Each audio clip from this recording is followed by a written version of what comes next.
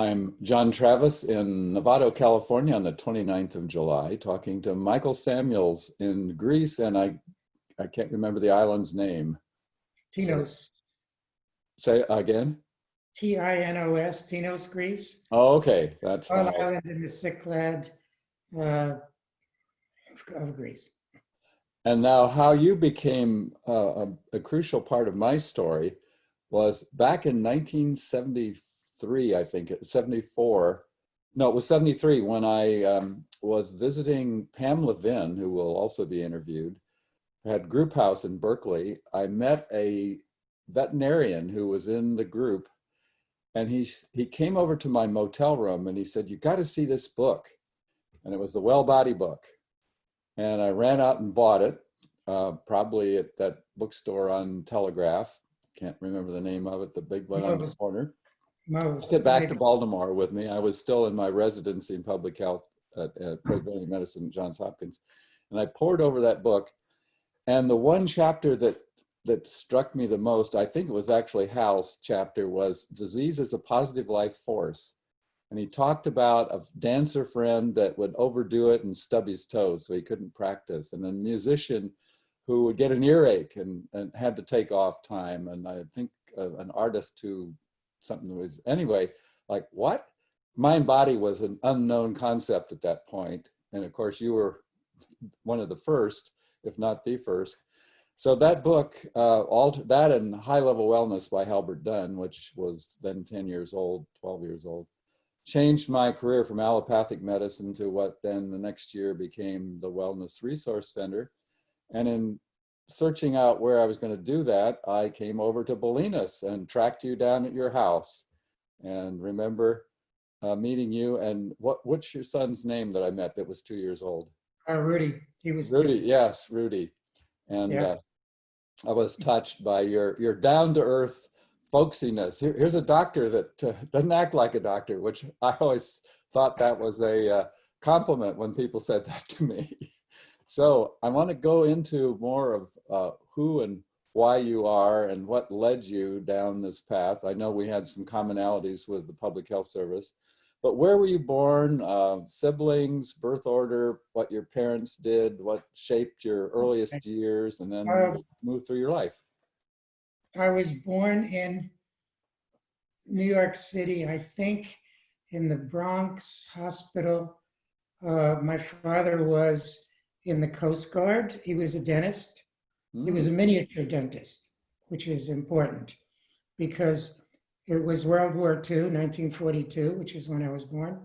And my father's about 5 feet tall, and I'm not much more, but I'm a little more, the next generation. And so they got a dental wagon.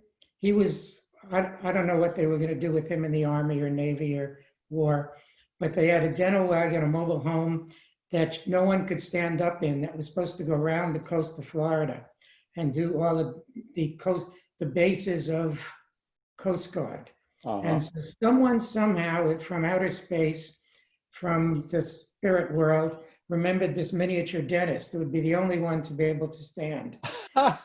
He stood up in this unit, and my mom and I followed him in a 1941 Oldsmobile, all up and down the coast of Florida, staying in houses that were abandoned on the coasts because people were afraid of submarine attacks. Wow. So that's probably directly why I'm in Greece on a beach and why I was in Bolinas on a beach. I think beaches, waves, and what mermaids that surround it were a part of it. So that's it. And my mother was a teacher of, both my parents were, my mother was the 9th of 9 children, Orthodox Jewish, and she was the one who was free, who broke free from that story and became her own woman, and was the only one except for one other to go to college. But she actually taught what was called millinery, which is hat making. You can imagine that in a junior high back school in the 40s. later, and that became Hope Economics, and that became something else, and that became that. And my mother became a fiber artist. So her ancestor, for me right now, a lot of what's going on in life is ancestors. Mhm. And it's interesting. I write on Facebook every morning, and I thank the ancestors, the grandmothers, grandfathers of the Four Directions, the Red Road, lovers, teachers, uh, uh, whatever, on the end of each post, the long thing that I do. And ancestors going back to the beginning. And I'm in Greece now on a little island that's a marble island, carves marble. Mm. And this island was directly tied to Romania. And my father's family was Romanian. So that I see this, there's deep Romanian ties. And Romanian is also the Roma, the gypsy Mhm. people. Mhm. And they're deeply associated. My next door neighbor is the Church of Miracles, which is the equivalent of Lourdes in all of Greece. Half of the population of Greece comes every year, a lot of them crawling up on their hands and knees to the church to pray for miracles on a miracle icon that's there. And she speaks to me all the time next door to the house, kind of waving her arms. Listen, listen, listen. It's your ancestors. It's the Virgin Mary. That's why you're here. We brought you here. It's the Roma. But this is the major Rome. There used to be 100,000 gypsies coming here a year before racism stopped it. On Mhm. August 15th, to pray for the Virgin Mary arriving, and it actually arrived and blessed them all. So I'm lucky enough to have, and the Church of Miracles, which I call the Church of Miracles, which it is, everyone calls it that, was built on the old temple of Dionysus, the Mhm. god of trance and shamanism, and it even used the same marble. And the house that we live in was right above the theater of Dionysus, which is where the healing ceremonies were done, basically. So when you sit here, you get a cross conversation of Dionysus, the male god of wine, drinking, Mhm. trance, winter, dreams, and Virgin Mary, who's kind of sitting there in her icon that was dug up, that became the healing icon. So that's what's happening here. But Wow, what a power spot. it's a power spot, and I think a lot of life for me is about power spots. And it's what you're talking about too, with Bolinas, with Novato, with places you've been, with the country.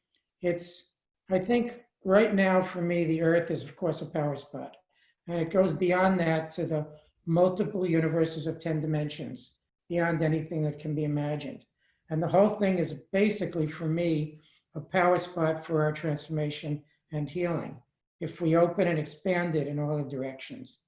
And that's kind of what's going on here. So Ancestors is a short expansion, and the Virgin Mary and Dionysus is another expansion. And then you go to star beings, and then you go to blah, blah, blah. So it's, but all of us, Hal, my dear beloved friend Hal Bennett, who I wrote Well Body Book with, and 4 other books. That book, I believe all our books are channeled. I believe that my job on earth is to, basically it's to, as an author, writer, change consciousness from allopathic medicine to holistic medicine, exactly what you said. So that's what I've done. That's why I'm here. That's what I'm doing now. And so Hal was sent to me because of he wrote a book, No More Public Schools, with Don Gerard, which was Whole Earth Catalog and Living on the Earth, Alicia A. Laurel. And I was not going to write because I was doing basically a variety, I was doing practicing where the tire hits the road. I was doing holistic medical practice, guided imagery, visions. At that time, it was kind of a Native American medicine because we ran this thing called Headlands Clinic, which you may have, Well Body Book came out of Headlands Clinic. I want to get there, but let's go back to your being a little boy in New York and work our way to the Headless Clinic, which Okay. is where I've also went over there. Well, no, it was Marty and Irving had another office in Stinson Beach that I Marty saw. Rothman, you mean? Marty Rossman. Yeah. Yeah, a lot of these people were at Headlands Clinic when we opened it. Uh-huh. And he came into Headlands Clinic, and that's a long story. But so I was born in the Bronx with a dentist father who just basically had finished dental school, and they grabbed him before he could practice. And my mother, who wasn't working at that time, but was a free woman. And Are you the oldest? pardon me? Were you the oldest, firstborn? Yeah, I'm the oldest, and I have a sister born 4 years later in 1946, who still lives in Bolinas. Ah. And I did the project Art as a Healing Force with her because she's a gifted fiber artist, printmaker, and museum curator person. So when I did Art as a Healing Force, she did the art curation. I did the hospital programs in healing art as part of my journey. So that was how I started. But I see it now. I kind of see it I'm writing an autobiography at the urging of my younger son. I throw an I Ching every day, which I haven't done since I was in Bolinas as a whatever. And then from the I Ching, I write an event in my life that comes to it. And some of them are about just the questions you're asking. And so Let's go back to your growing up in New York now. What was your home life like, and when your sister was born, and school, playmates? Did you play? After he was let out of the public health service and Coast Guard, essentially, we moved to New York City. Uh-huh. And he opened up an office as a dentist. And I don't remember really whether my mom was practicing, but we lived in a small apartment on the Lower East Side, which was the place where both my parents were from. My father lived in, I forgot the name, Eldridge Street in the lower, which is now super hip in place to live. His father was a tailor, and he worked for the mafia doing suits and spoke Italian, and had an Italian mistress, and was a jovial, loving, positive, outflowing person who somehow got here from Romania. The story is murky, how he somehow landed in America. And then my mother's family, she was the youngest of this group. So I lived in this apartment, and I went to kindergarten and in there. And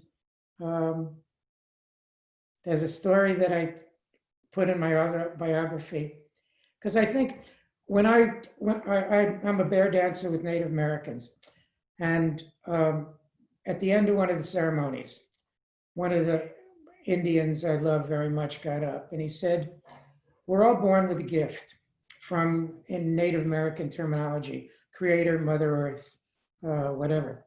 And the gift is who we are and what we are to do here on Mother Earth. And when you're born into a situation, and the situation is your personality grows from your inheritance, your ancestors, back to the beginning of time and after the end of time. But it also grows from what was happening around you. So what was happening around me is what you're asking about. Mm-hmm. And so that I was born into this flow of this man and this woman after World War II, after the Holocaust, after the Depression, after just now there's the political story in America. I was born into that political story. And one day I was at school in kindergarten, and every day the teacher would spin a wheel, and it would land at fingernails, hair, something. And then she'd go around and inspect all the children. And if you were not correct in the area, she would, in my imagination now, beat you with wet noodles, but I'm sure she would give you a demerit or something. But I looked down at my fingernails, which were never clean. Now they're very, very clean because of COVID. And I said, uh-oh, this isn't good. And I got up and I left the class and I walked home. And so I think about this a lot in the metaphorical space of what this means. Somehow I knew how to get from this kindergarten to my house on 2nd Street between Avenue A and First, or Avenue A and B or something on Lower East Side. And somehow my parents were notified. And somehow my mother got me. My father, I'm sure, was working. And then my father showed up somehow in my memory. And they said to me, my job is a dentist. Okay. Your job, your mother is a teacher. Your job is to go to kindergarten. Okay. And if you don't go to kindergarten, and then there was thunder and lightning and crashes in the sky and everything like that. And they said, kind of like, we're going to send you to reform school, take you away, ship you back to Romania. All these super fantasies came to me. But now I look at this as a metaphor for finding who you are and what your gift is, and living it in the situation that you're in.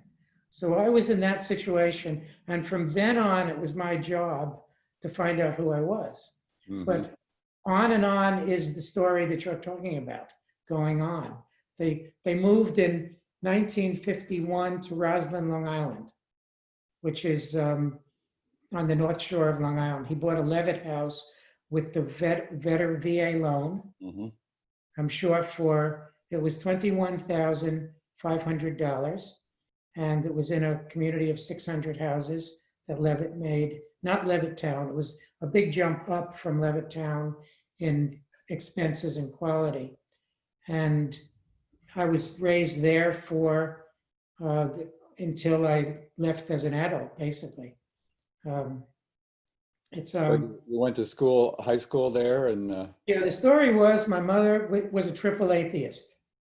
And I would joke and say, that means you don't believe in the Father, the Son, and the Holy Ghost. And she would get real angry and almost start shaking. And she'd say, no, religion has caused all wars.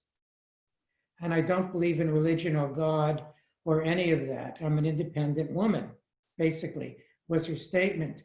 And so I was raised ethical culture and no religion by her. And then I was sent to Friends Academy at Quaker School. And all of this came because of my father's practice in Gramercy Park as a dentist. There was a Friends Quaker school there. And I was basically raised Quaker from pretty young. And I was raised to be a pacifist. I was raised to help people. I was raised never to, and then the Quaker meeting, you would sit there. We had mandatory Quaker meeting where you would sit, and the version, there's two versions of Quakers. Everything I say should be erased because it's probably all wrong. It's a combination of exaggeration, fantasy, shamanic storytelling, visions from outer space. But the Quakers I was with were non-Jesus Quakers. So meeting was, you would sit there in a totally gray room with no decoration. And when spirit moved you, you would stand up and say whatever you wanted to. And I watched this story and it appealed to me tremendously, because essentially you went into your meditative space to see who you were. And there was no distractions. And then voices would come from sacred people, or they would come in my imagination from the energy vibrations of the sacred people. But I was tremendously affected by my Quaker upbringing. And sometimes when I was afraid of anti-Semitism in Greece or in Europe, people would ask me what religion I was. And I would often say Quaker, which is kind of what I was and kind of not what I was. Mm-hmm. But it was definitely influenced you. It's even to this day, it influenced me tremendously strongly. And when the Gulf War started, my older son, Rudy, who was the 2-year-old that you met, Mm-hmm. I actually enrolled him as a pacifist. And then the other thing that happened was in the Vietnam War, I graduated from medical school in '67. And I did my residence internship. Let's do college, and then we'll take it in sequence. Oh, yeah, okay. High school, how was high school? High school was Friends Academy, Locust Valley, which was totally different than it is now. the world has really, really changed. At that time, it was some group of parents interested in education, some parents probably not wanting to send their children to private school, to public school, because of vaguely similar reasons as now. But at that time, now it's trillionaires with giant mansion. It's now the separation of church and state, of normal people and super rich. And where's the location, the physical location? It's Locust Valley, Long Island. It's an area of super estates, and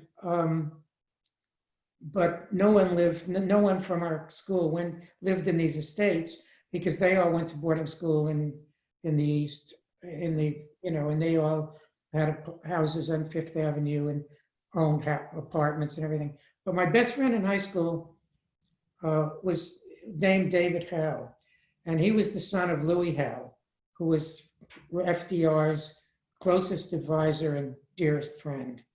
And I was affected by him deeply in our life and in our friendship. I still am. I was supposed to Skype him the other day. He's been in Tino's visiting me. And, but I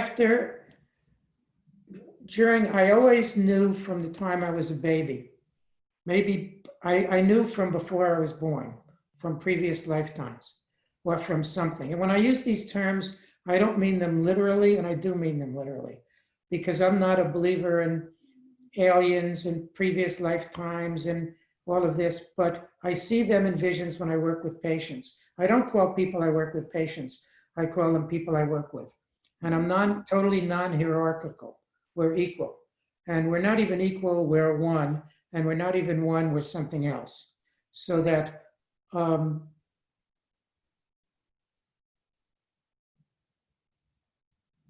yeah, I lost the track of that somehow. So all during my life, I knew I was going to be some sort of, I thought it was a doctor from the time I was a very young child. And my father would take me to doctors, pediatricians, and I'd watch what they'd do, and I knew that's what I was. But I also knew clearly I wasn't. And if you look at the gift that you've been given to come into Earth with, you know that gift perfectly, and then you don't, because you've forgotten. They've erased the memory. Right. Kind of when you come in, and kind of not. And part of your job is to get that memory back, so that I knew I was going to be a doctor, and I didn't know what it was. I knew it wasn't that, but I didn't know the form it was making.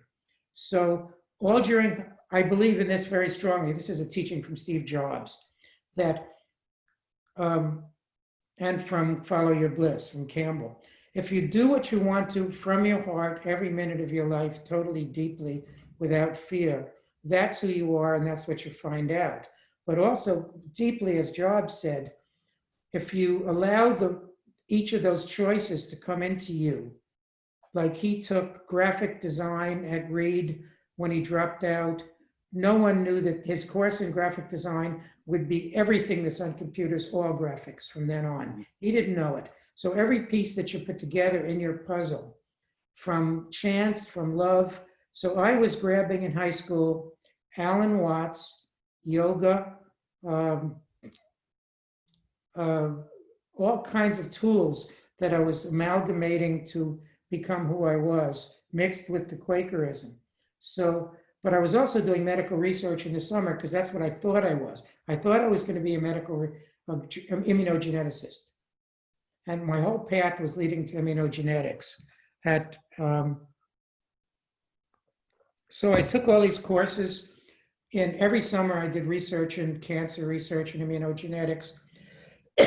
And I did very advanced projects. And I did one project that got a Westinghouse honorable project, where we actually put an electrode in a rat brain and had the rat picture things, and it moved a solenoid and did an artificial muscle. And it was like, still hasn't been equaled. It was a wild project. I did it with one with a computer expert, one with who did the computer hookups, one with the surgeon who did that. And then I did nothing worth mentioning, as they say in shamanism. But it was, so I went, I went to Brown after high school Mm-hmm. and after immunogenetics. And my whole story at Brown was geared toward being an immunogenetics researcher. And I did very high level research every summer at NYU Medical School with Kurt Hirschhorn, who is probably the leader in chromosome genetics and in antibody in transplant dissimilarity. And so every summer I did that research in a lab, but that wasn't what was happening at all.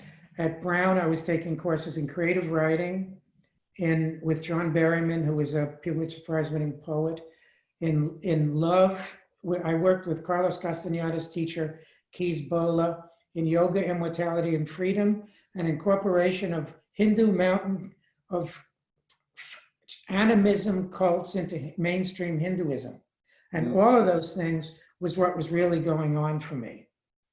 So I was waking up, and I somehow managed to do the pre-med in the background there. I kind of less and less and less. And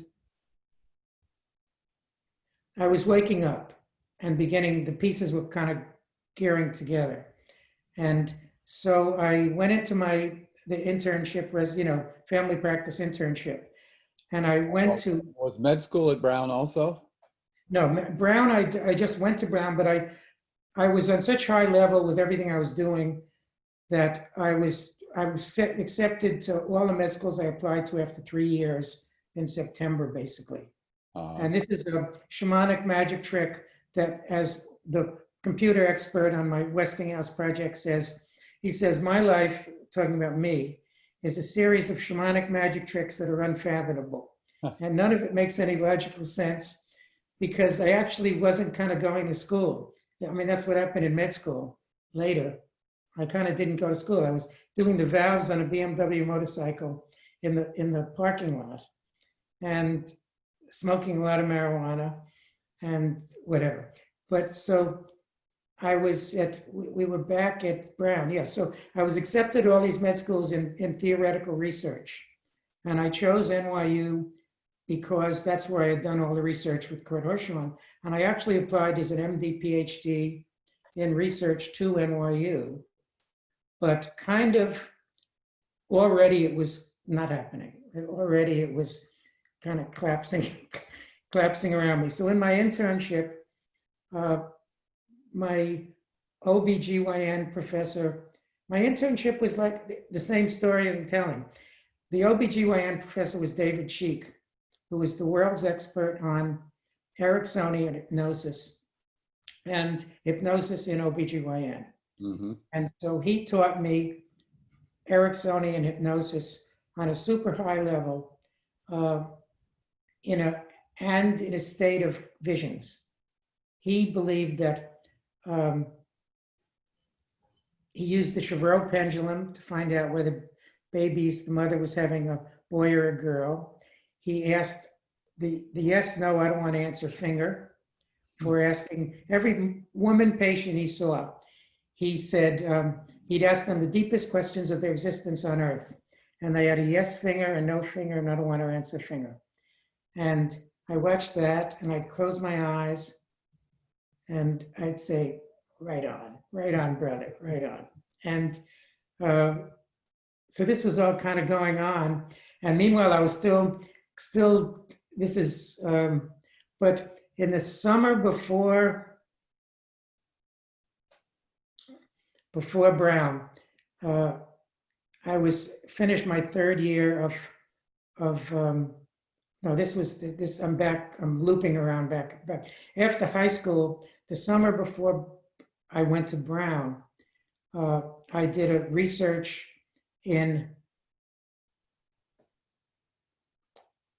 an enzyme in sea slugs in Northern California, where I went to UC Davis. and we stayed in a dorm, and then we went around. And at the end of that summer, again, in the shamanic strangeness of my life, my father rented me a Ford Falcon to be picked up in Davis and driven to, I believe, Denver, Colorado, or some strange story like that. And so my roommate and in the program lived on the outsides of Yosemite National Park on Indian land. So we went first to there. And then we did ceremony on the Indian land for the journey. And this was all completely from outer space. I didn't know anything about this. And then we drove only on dirt roads in national parks,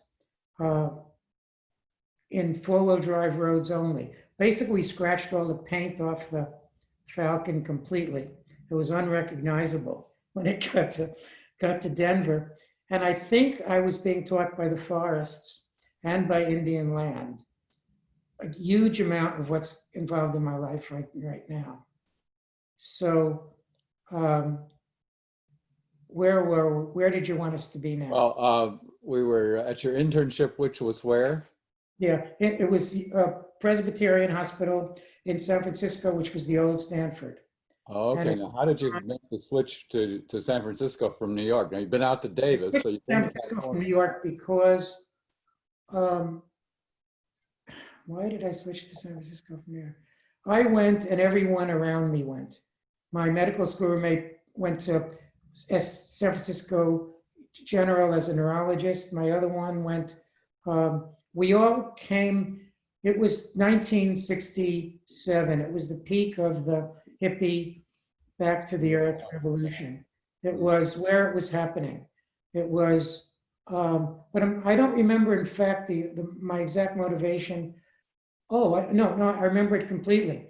In my senior year of medical school, we were allowed to do electives. Mm-hmm. And I did the first elective in Queen Square, London, in neurology. And that was fascinating. And then I did the second one at Langley Porter, psychiatric. I had decided by that time I no longer wanted to be a immunogenetics researcher. I wanted to be, I thought, a psychiatrist or something in human nature or something like that. So I did this story in San Francisco for 4 months, based with a Jungian analyst as my teacher, who was tremendously visionary and also a surfer from Hawaii, who was fearless. And so I had this kind of training in patient care where I'd be it was my senior year of medical school at that point, a senior year of well, it's all spacing out for me right now.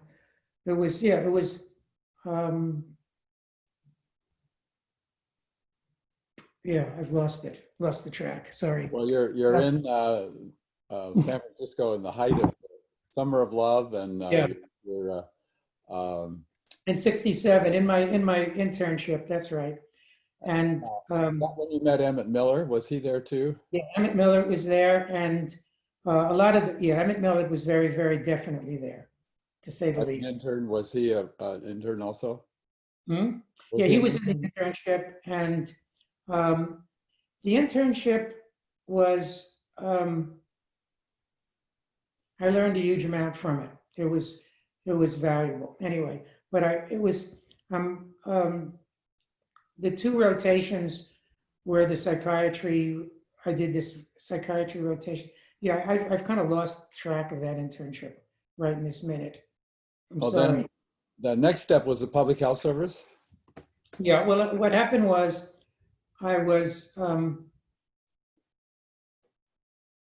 it was the Vietnam War, we were all drafted.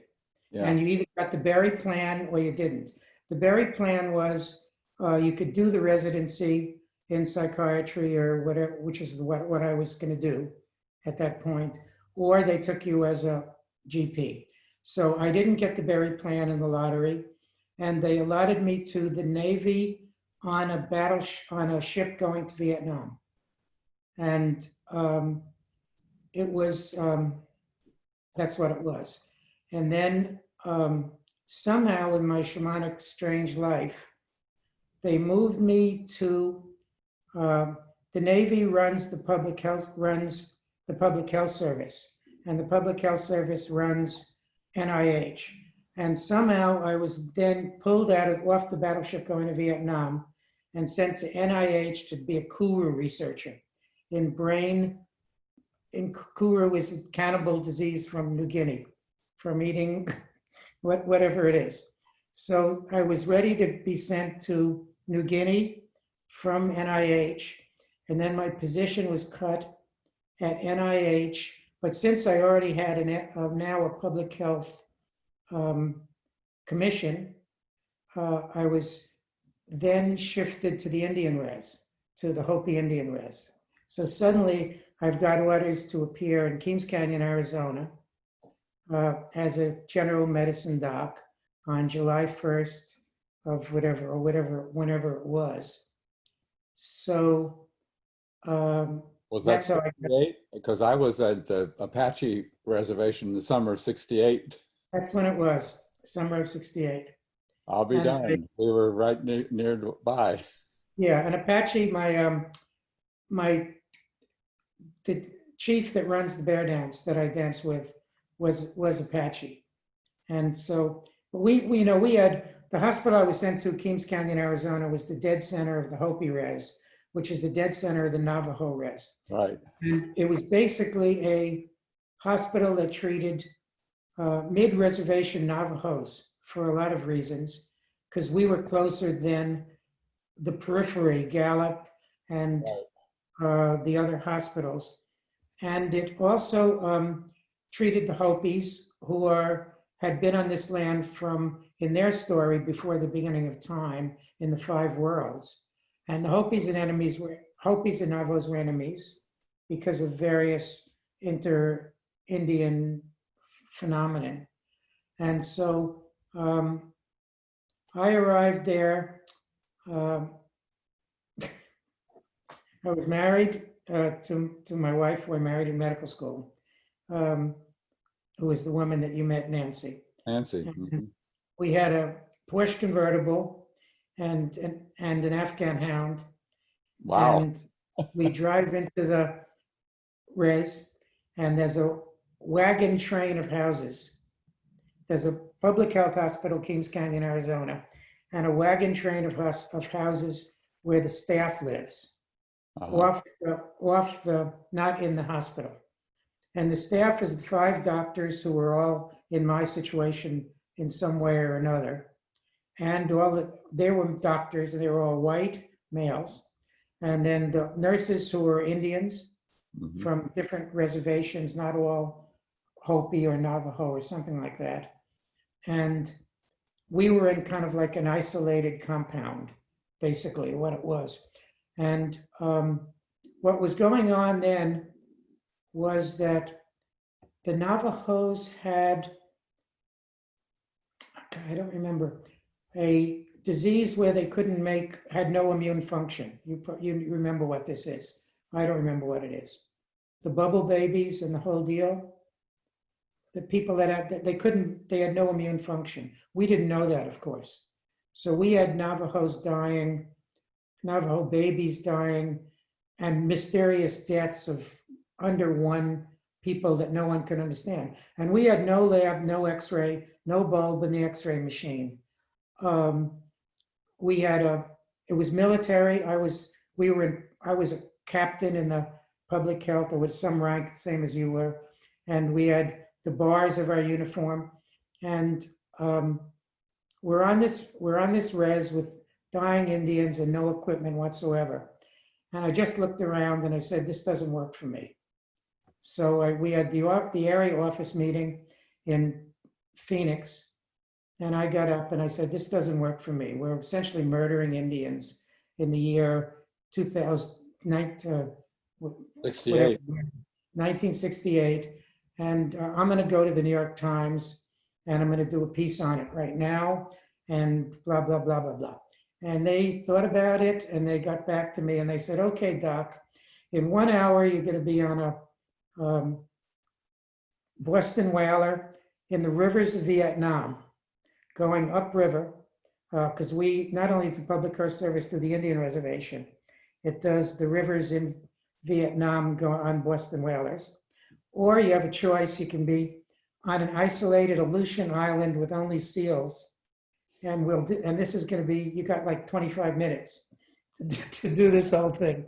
So I went back then it happened. I went back to Indian Res. I mean, where I was. And I went to work and it was night. And there was a woman that I was taking care of dying of pneumonia, an elderly woman.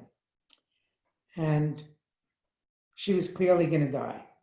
And I couldn't do anything. We didn't have bulb in the X-ray machine. We didn't have any lab.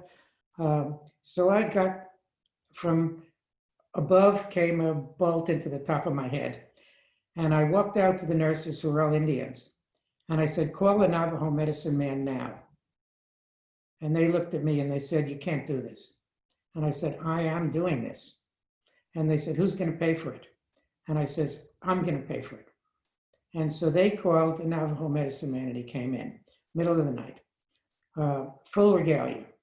And he comes in the room and he looks around and he looks at the family. The family says, do not bring him in the room. We do not want him.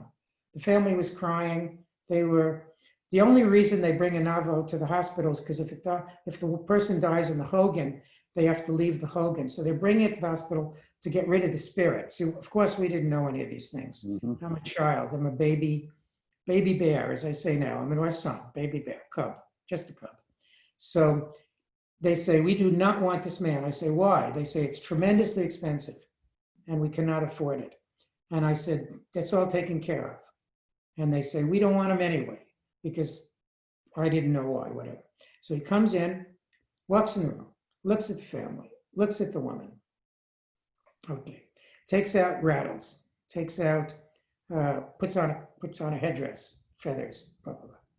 Walks over to the woman, goes totally into a trance, out there into beyond existence. Shakes, rattles, sings her, pulls things out, and I can see things coming out. And I'm looking at this, and I'm gone. I'm like on another planet. And then basically, he looks at me. The woman sits up straight in bed, completely well. Okay, looks around. The family looks at her, and she says, I want to go home now. He says, fine, you can go home whenever you want to. And then I look at him, he looks at me, and I had an understanding, is all I can say. Mm. So the next morning, I get in my gray Jeep Wagoneer to go to the furthest Hogans. We're going to go on a dirt road in the mud to the Hogans to do outpatient clinic. And I start driving, and he says to me, it's over. And I say, who are you? And he says, you know who I am. I'm the medicine man who came in. And I say, I say, what's over? He says, allopathic medicine for you is over. No more. No more. Ain't gonna happen again.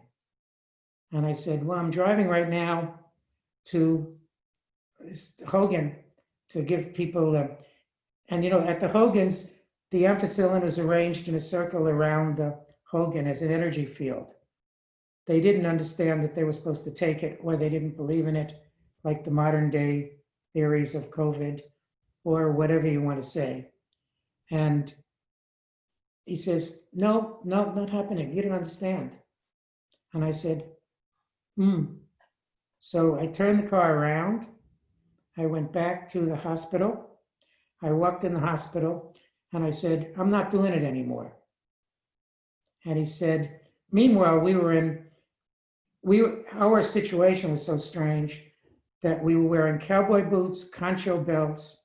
We were in a quarter uniform with this crazy man who was running the thing. And so I'm wearing concho belts, native jewelry, the captain's bars or whatever it was on my shoulder. And I said, no, you don't understand. I'm just not doing it anymore. And he says, you can't do that. I said, I've just done it. And he says, okay. So I went back home and I went into my house with my Afghan hound and my wife. And the other doctors were furious, of course, because now they were now on every 4 nights. And instead of every 5 nights, we were up all night. It was a disaster, car wrecks, rolled cars, no equipment, no blah, blah, blah, blah, blah. And so I said, you figure out what to do, okay? So they said, okay. So they called the public health service area office and they said, what are we gonna do with him? Okay, and they said, send him to a psychiatrist in San Francisco at Lake Hospital. Okay, and we'll see if he's sane. I said, what's going on? And so, because essentially I didn't know it, but I put myself on sick leave. Essentially, that's what I've done. So I did it.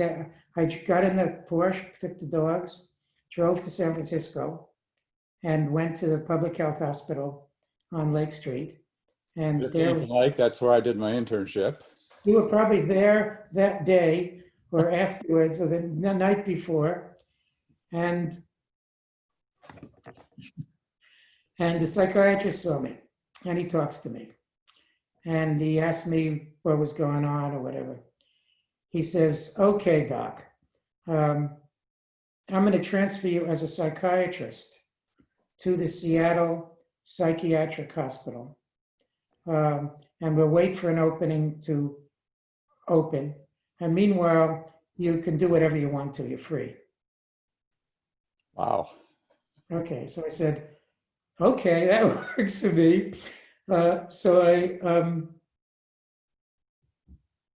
anyway, a bunch of stuff happened around that produced different things. So you were a free man in San Francisco for how long? Free man in San Francisco, and I'm trying to understand the time because it's all mixed in non-time and non-space. What happened in there was a post didn't open up quickly in Seattle. So they said to me,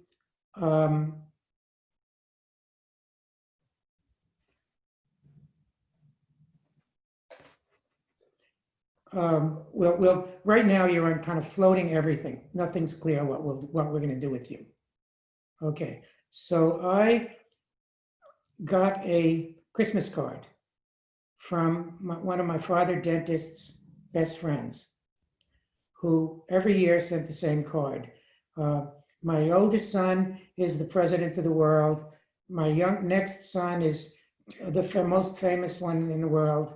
And my younger son has just quit Haverford and is homesteading in British Columbia.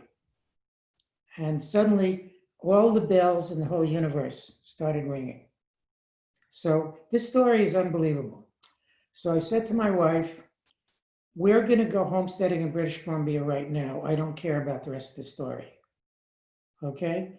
So we got into the Porsche with the Afghan hound and started north on Highway 1 to homestead in British Columbia. And we got to the Bolinas turnoff.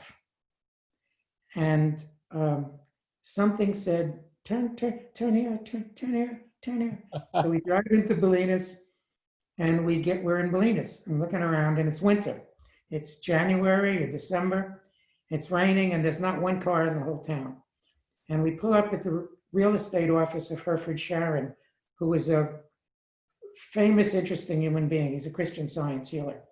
And he looks at me. He looks at the dog. He looks at the car. He says, what are you doing here?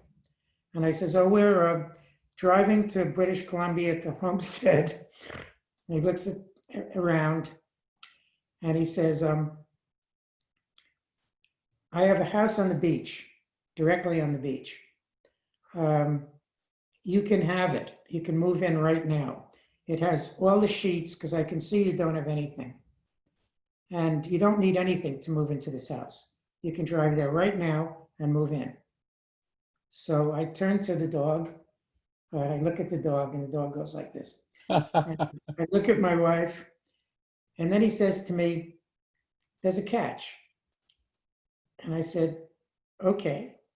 And he says, I'm a Christian Science healer and I don't take any medicine at all. And every winter I get pneumonia because Bolinas, winter, okay? And he's old, he's really old. I don't know, he would have problems with COVID right now. And he says, you're here to take care of me in winter without medicine. And I said, how do you know this? I don't know this. I've never taken care of anyone without any medicine. I'm an allopathic doctor. What are you talking about? I'm going to Homestead in British Columbia. That's preposterous, this story. So my wife goes like this, the Afghan hound goes like this, and we drive directly to this house on the beach and stayed there, okay? And the public health service is meanwhile trying to figure out what to do with me and paying me this huge amount of money that we were making. You remember? And that day, for those days it was something. It's all being banked and everything like this and on and on and on and on. But the winter came and Hereford got pneumonia and almost died. And his wife calls me and said, Hereford is dying like usual every winter. And it's now you have to go downstairs and take care of him. So I went downstairs and I look at him. And a voice in my head says, this is why you're here. This is the gift that you were given. This is what you're supposed to do now. And I said, I don't know anything about this. I have no idea what to do here. I'm an allopathic doctor. He's got to take ampicillin. He's got to get an x-ray. He's got to blah, blah, blah, blah. And Hereford says, I'm not moving from this bed and you are going to do it right now. So I said, I'll make a bargain with you. It's a bargain with the devil. You take one ampicillin pill, okay? And I'll do the rest in the spirit world for you. He thinks about it. He says, okay. So he takes the ampicillin pill. And then the room was just full of light. And then I knew exactly what to do and I did it. But I didn't do anything. It was happening. It was just happening. And it was then the medicine man from the Navajo Res comes in and he says, I'm here. And that was how I got to Bolinas. And you stayed. Yeah, the next thing that happened was I had a vision that I was supposed to stop all medicine completely. I wasn't doing any. I was driving to British Columbia, but it was clear, no medicine. And then I said, what am I supposed to do now? Because I'm lost. I'm a lost child. And perdu, as they say in French. And the voice came very, very, very clearly. Go back to the last moment in your life when you were truly happy. Okay? So I went, I did it. This is all in vision. I live in visionary space. And this is in visionary space. And the moment was when I was a teenager, driving to Friends Academy in Locust Valley, Long Island, extremely depressed about my life at that point. And it wasn't what I was supposed to be doing, going to this school. And I stopped and I saw a plant growing out of the snow. And I was doing photography, which is my ancestry. My father was a photographer, whatever. And I take a picture of that plant growing out of the snow, and suddenly I'm everywhere in the universe. I'm out of my body, and I know this is who I am and what I'm supposed to do. So art heals. I spent the last, since 2000, I don't know when I started Art is Healing Force, but that's from that experience. And so I went immediately in Bolinas and became a still photographer. And every day I walked on the sea with a camera and took pictures. And I started teaching photography at Art Institute. I was selling my photographs at the Only Gallery. Ansel Adams' photographs were $50, mine were $10. At this time, photography wasn't a thing happening. And each day I was trying to clean out the doctor. You know this very well. I was trying to recover from medical school, from the things I had seen. And I was trying to recover from medical school teaching, from the way doctors treat people, from the things I had seen at Bellevue as a medical student with racism and murdering patients and the Indian reservation. And so each day that was being washed out of me. But I also had tremendous guilt that I had left all of this training and I was a doctor and I'm in a small town and there's no medicine here. And the voice is, no, you're not supposed to do it. All my teachers. And so I didn't. I just did the photography for a long time. And then I ran out of money, basically. And no, then it was a little different things happened. You must have gotten discharged from PHS. They discharged me. They made a bargain with me. They just said, you're out of here. The one thing you have to do is sign a paper saying you're not going to try to get sick leave from us, that it wasn't caused by us. So I signed that and I'm out magically. Who the fuck knows how that happened? And I'm in, but I'm now in Bolinas and there's the oil. I'm a photographer, that's all. And there's the oil spill. And two tankers collided under the Golden Gate Bridge. You remember. They were both Esso tankers, Exxon tankers. They didn't know what to do. They panicked. So they basically, suddenly this oil was coming in. It was on every beach from Half Moon Bay to north of Point Reyes to Bodega. And there was a massive mobilization of, oh, no, I missed a piece in here. I ran out of money and my medical school roommate, who was an endocrinologist at this point in San Rafael, Richard Bernstein, said, oh no, at that point he was still doing his endocrine residency, but he says, I have a job as county physician for County of Marin. Do you want it? And I said yes. So I became the county physician for County of Marin, which did well baby, VD, checkups, immunizations, public health. I was suddenly the public health physician. The woman who ran it was very rich and didn't want to do it anymore, basically. So I was now it. So I came in. Wait, no, there's a break in this story. Oh, with the oil spill, first with the oil spill. Again, my timelines are screwed up. Oh no, it's probably correct. I was working at the county clinic and there were 10,000 volunteers falling on the beaches, breaking their legs, getting cuts. And so I asked this woman in the Marin County if I could set up a satellite clinic in Bolinas to treat all these people. So they said yes. So I was given the Marine Bio Lab that's across from the town dock in Bolinas, owned by College of Marin. Half of it was volunteers cleaning oil off birds. And half of it I was given as the County of Marin clinic to take care of volunteers. So I went in there and I sat in the room and I had tetanus and I had sutures and I had blah, blah, blah, blah, blah. Back to allopathic, because I was kind of doing allopathic medicine, whatever. And suddenly people came in the room and I looked at them and I said, who are you? And they said, oh, I live in Bolinas. I'm an aura healer. And I said, oh. And another one came in and said, what are you? And she says, oh, I work with colors and I'm here to help you take care of the volunteers. And then Irving Oil Mm-hmm. came in and he said, who are you? And he said, and I told him who I was. And he says, far out. He says, I'm Irving Oil. I did bread and puppet theater in New York. I was an OD, an osteopath. I stopped allopathic medicine. Now I just do spirits and singing and theater. And I want to do this with you, the theater here. We're going to do this together.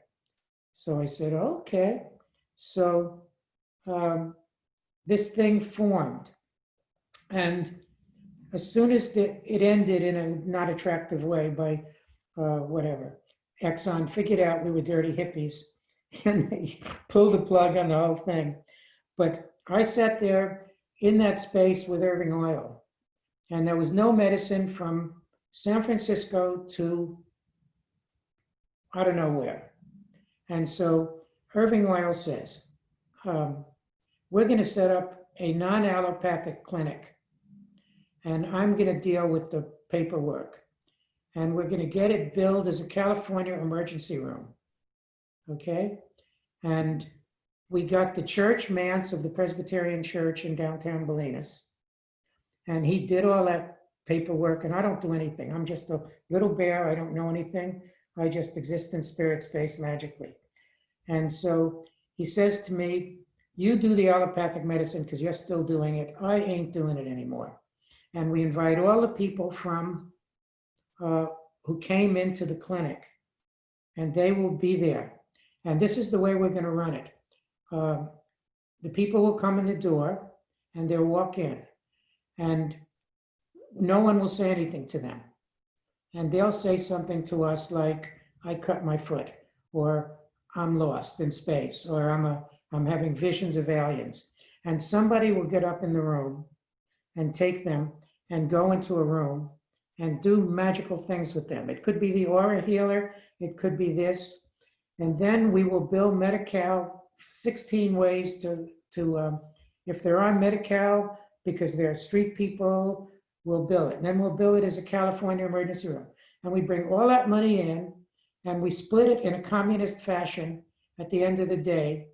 And then we go to the restaurant that burned down next to the store, Tarantino's, and we smoke dope and we try to figure out what the fuck just happened. Okay? And that was the beginning of Headland's Clinic. Okay? And then into Headland's Clinic came Marty Rossman, the guy that does natural medicine, Haas in San Rafael. Is he there too? Rolling Thunder, the psychic woman who did Enneagrams, Helen Palmer. Wow. An autogenic training doc from Germany who was the expert in autogenic training. We got people that you couldn't even believe. And a renegade silver mind control teacher who had broke with silver because he didn't believe in the finances, who was going to do intense silver training for us in one weekend. Wow. Okay? And he came in and did the silver training for spirit guides, for spirit animals, for psychic reading, for psychic diagnosis, for seeing inside the body, for psychic healing, for bringing in forces. And he blew this all on us, to everyone there. And meanwhile, we're doing the number that we're doing. And that was kind of, that was what it was. But slowly, I stopped so what happened was, I think Point Reyes, I think Michael, whatever his name is, opened up Point Reyes as an allopathic thing. Don't know. And the other medicine came to West Marin, to put it in short. So we no longer had to do all of the medical care between the Golden Gate Bridge and this. And not only that, we started shipping people. I reached my end of allopathic medicine. So I would just say, but I was in a situation where I was the only doctor in West Marin doing allopathic medicine outside of that clinic. So people would come to me at 3 o'clock, and the hippies would come to me at 3 o'clock in the morning with their febrile child. and knock on my door in Bolinas and stoned on whatever they were stoned on and say, heal him, doc, right now, heal him, doc, or whatever. And I would do it. I would do whatever I did in the real world. And one day he says to me, no more, no more of this. And so a person came and I said to them clearly, thank you very much. I honor you bringing your child to me, but I'm not doing any more of this medicine. So please take your child to this emergency facility or clinic. And then huge boundaries came up and the whole land cleared and the space became pure. And that was a grand teaching and boundaries. But what happened to me after that was Emmett sent me people for shamanic healing and visions. Oncologists started sending me cancer patients, end-of-life patients, Commonweal that I'd worked with for years with Michael Lerner. We had done 5 conferences on art and healing. That came somewhere in there. And so what I started doing was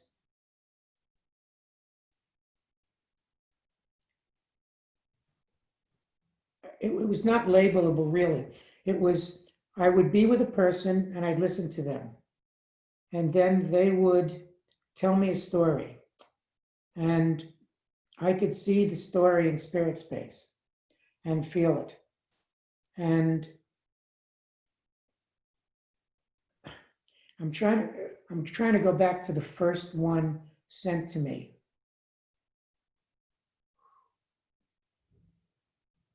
She brought me, so what I would do is I would do a medicine wheel, a 4-direction medicine wheel, bring in the ancestors, do my prayers, set up the whole house as sacred space first, pray to the 4 directions, have the person come into my house where I would see them with my dogs and cats. And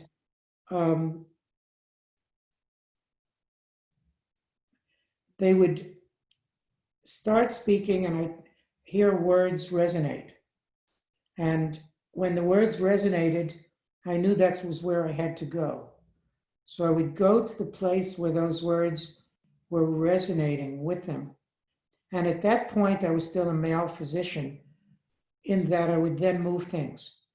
And then later I stopped moving things and let spirit move the things and got out of its way. And they started bringing me these visions and the visions, but it was a practice based on, it had no rules, no person I worked with was the same as the other. We were completely equal. There was no hierarchical structure. It was done in pure love with no judgment. It was done from the visions they had with me not doing it, with spirit doing it. I never knew it was going, where it was going. Sometimes I would feather, sometimes I would take things out. Some things I would do the sucking that Rolling Thunder taught me, because Rolling Thunder did a huge training when he came to Headlands Clinic. I was seriously trained by him for years, and I became his doctor, his allopathic doctor, strangely enough, and then various things happened. But so I evolved up, and I still do, up until very recently, I still did that. And the reason I did it was because all of the writing I was doing, which was, I've written 24 published books, and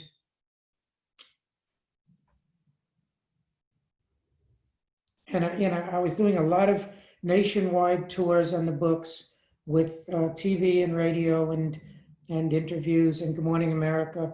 I was on Good Morning America. I was on Good Morning Los Angeles. I was flown to Los Angeles every week as the doctor taking care of children. But in the midst of all of that,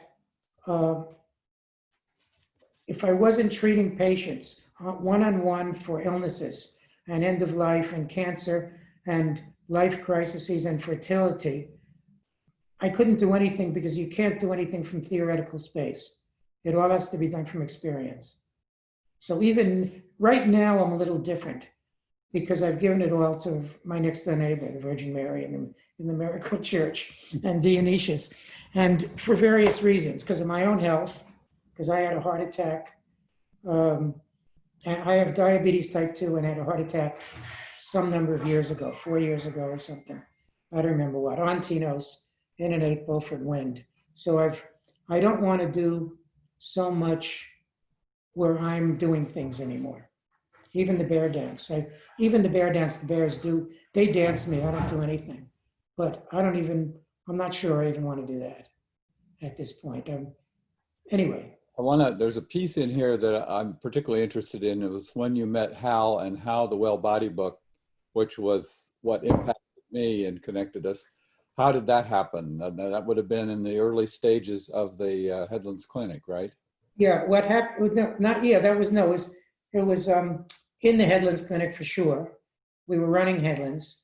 And what had happened was, again, everything I say is a lie. Don't believe any of it. It's shamanic visions or exaggeration. But Hal was teaching with my wife, with Nancy, at a nursery school in San Anselmo. Oh. And he had written with Don, No More Public Schools, and a book on, oddly enough, educating your child at home with what's going on with the whole story. And someone told Hal about me. I mean, told Don Gerard about me. So Don Gerard, I don't think Hal did. So Don Gerard sent Hal out to ask if I would write a book on holistic medicine, on self-help medicine, quote unquote. That's what it was in Don Gerard's mind, was be your own doctor, was self-help medicine. Because that's what I was teaching people at the clinic to take care of themselves. And so that's somehow that story in a twisted form, no story is what it is. Every story is infinitely larger. So when that story somehow got to Hal and somehow got to Don Gerard, who was the Bookworks publisher of Whole Earth Catalog and Living on the Earth with Lisa Baylor, blah, blah, blah, blah, blah. And he was co-publishing with Jim Silberman at Random House. And he was co-publishing, not a subsidiary or something. Jim's trusted him enough as the hippie visionary on Earth, since the Whole Earth Catalog sold so well, and everything still was. Lloyd Kahn's book, Stretching, I think, or the Dome book, or Shelter. This was all big time at that time. So they said, let's get a book out of this doctor. But I said, I don't want to write. I'm not a writer, even though that's in fact who I was, and I knew I was. And I was doing patient care. I was doing all the stuff I was doing at Headlands. I was seeing people every day for shamanic work with Rolling Thunder and the whole deal. So Don says, why don't you let Hal write it? You talk it to him. So Hal would come out. So I said, okay, I'll do that. So Hal would come out to Bolinas, and I would talk to a tape recorder and talk it to him, and he would write. And I didn't know anything about Hal. And at all, basically. I liked him. We were deeply connected. And at some point, he started giving me the material that he was writing. And not to be negative, but it wasn't my writing style, to be very positive. But the book was being channeled by both of us. I didn't know that then. And somehow a voice said, trust this man. This doesn't have to be your writing style. This isn't you, this is him. This is a dyad. Mm-hmm. You and Hal is a sacred dyad, channeling this book. Trust this process, Doc. Okay, so I did. And then basically we wrote together almost every single day. And then we wrote partly in Berkeley at the house where Hal was living with his wife, Linda, who was the illustrator of the book, one of the illustrators of Well Body book. And the book had 3 sections, I think. I don't remember very much about the book, but there was one section that was going to be self-help medicine, how to take care of a strep throat. And that section would have 5 parts. I don't remember the structure of it, but it was something like what to do yourself, holistic medicine, spiritual medicine, what the doctor will do, what to tell the doctor, and alternative medicine. And that thing I was supposed to be dictating to Hal, kind of word for word. The first section on spiritual came to us after. And the second section on nutrition, exercise, all of that was from Hal. It wasn't for me. I wasn't into that stuff. I was in spirit space. I didn't care about what people ate or their exercises, even though that was so visionary. But Hal and I would see, like, disease as a positive life force is the major concept of the whole book in lots and lots of ways. And it was from both of us at once. Because when I was in Bolinas, I would see that people were living their life and coming to me for spiritual medicine. And they'd be at a crucial juncture of what the gift was. But they'd be embroiled in a mess.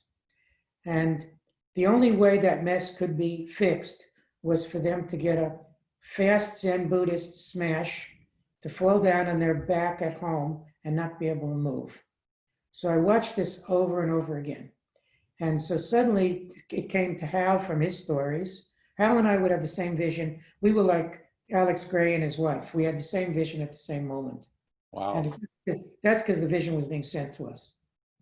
Spirit guides is like that. Be Your Own Doctor became the 3 million year old healer, which became spirit guides.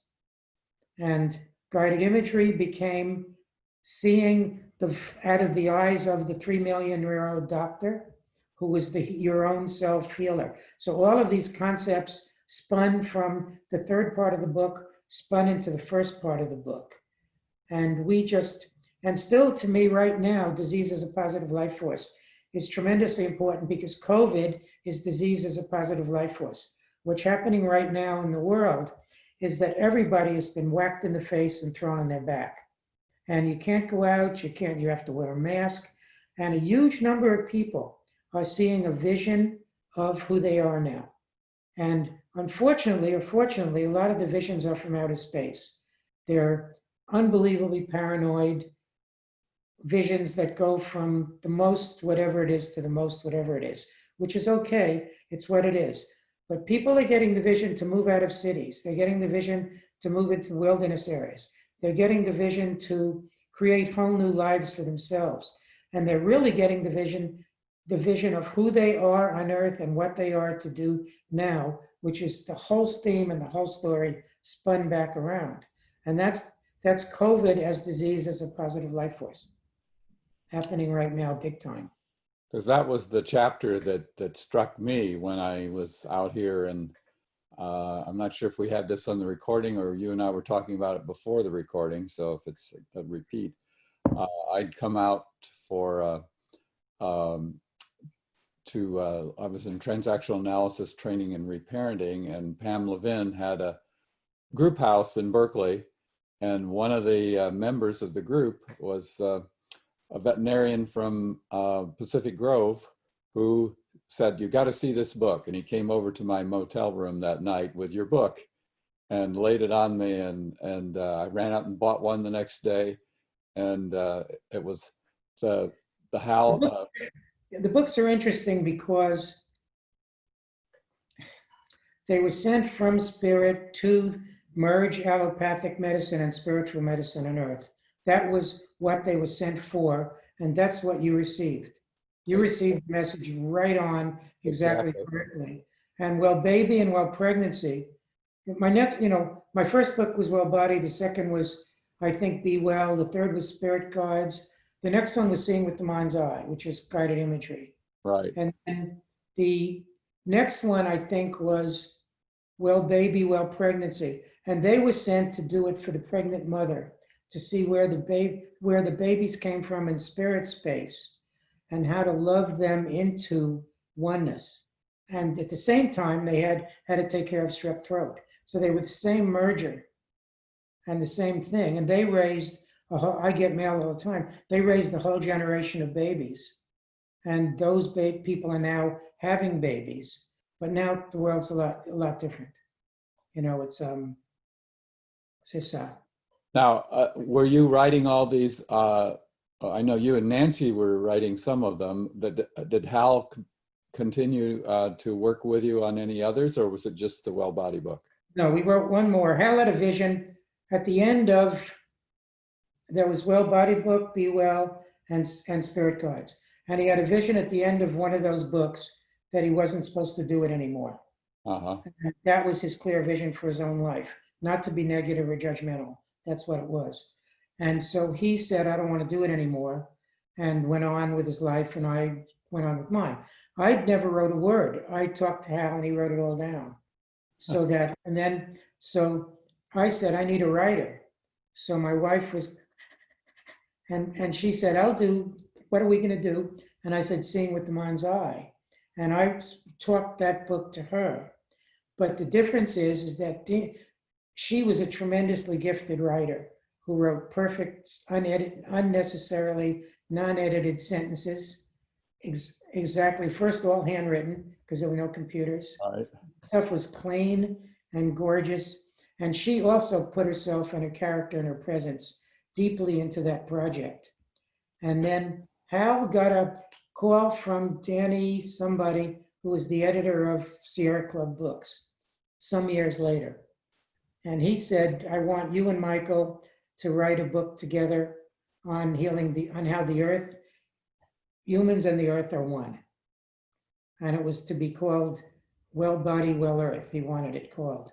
So Hal and I got back together again, I don't even know how many years later, and wrote Well Body, Well Earth, which was, again, a channeled project as one, the two of us writing really, really well. And it was kind of the same thing. It was, the first part was the history of all beings from the Big Bang to now, and how you're made of stars, and you can still see it. The second section was called I don't remember the second section. Third section was the poison list on radiation, toxic chemicals, blah, blah, blah, blah, blah. And it was, it didn't do well for various reasons. I don't remember the karma of why it didn't do well sales-wise. But that was our last project together. It's a terrific book. It's really wonderful. Now, was Don Gerard still doing these others through Bookworks, or? Yeah, Don Gerard he worked in all different ways. He's a mystical being on earth. I love him a lot. And he wanted Hal and I to redo Well Body Book at one point, late in this process, not so many years ago, maybe 20 years ago. Uh-huh. And Hal, it didn't feel good to Hal. So we didn't. I said, yes, I'd do it. And he wasn't happy with it. So Hal said no, so it didn't happen. And then Hal and I were actually going to republish Be Well 2 years ago. It was such a good book, we figured we'd just bring it out in the modern self-publishing world. And then somehow that didn't happen too. So I've been in contact with Hal. I invited him to my wedding, to Danielle and Bolinas. And his wife's been ill, and I think he's had health issues too. And, you know, all of us are not spring chickens. Yeah. Well, what's fascinating is these connections of, you said you saw a psychiatrist at the Public Health Service Hospital. Well, I got so depressed by allopathic medicine, particularly it was the cancer patients. The number of cancer patients I had determined how depressed I was. And I considered jumping off the roof of 4 West Front, which was where the psych unit was. That's where I watched the moon landing in July of '69.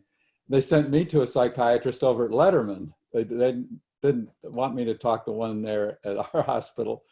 And that led to my decision to take my residency in preventive medicine. This is totally disease as a positive life force. And it's also depression as a voice. Depression's a powerful voice, and of course suicide too. But it's in my life, depression, I'd say, saved my life. The depression I had working on the Indian res, watching that situation we were in, changed my entire life.